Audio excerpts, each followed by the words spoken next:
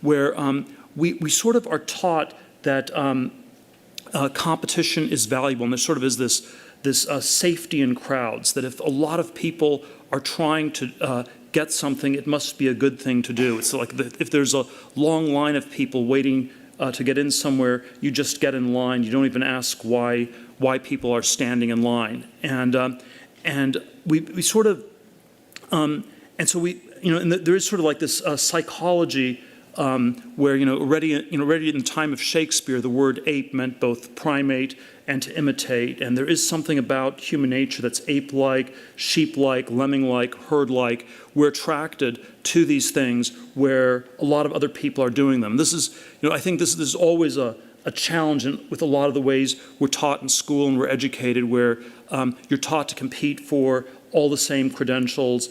If you're on an athletic team in high school or college, you're competing on things there.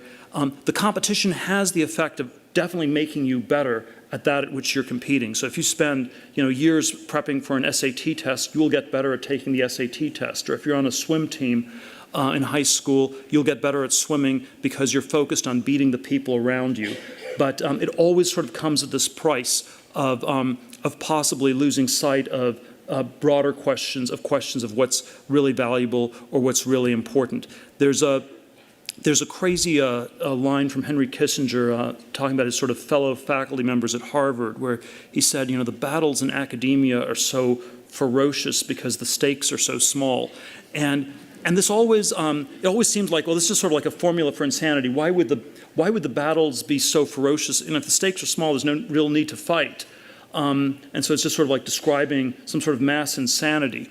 But on another level, it's also, I think, describing the inner logic of a situation where if the stakes are small, if the differences are small, you have to fight much harder to differentiate yourself, and the competition gets more and more intense. And so we end up with these dynamics where everyone tries to go through the same tiny door when maybe there's a huge gate just around the corner that nobody wants to explore. And I think that's sort of the dynamic we're always up against.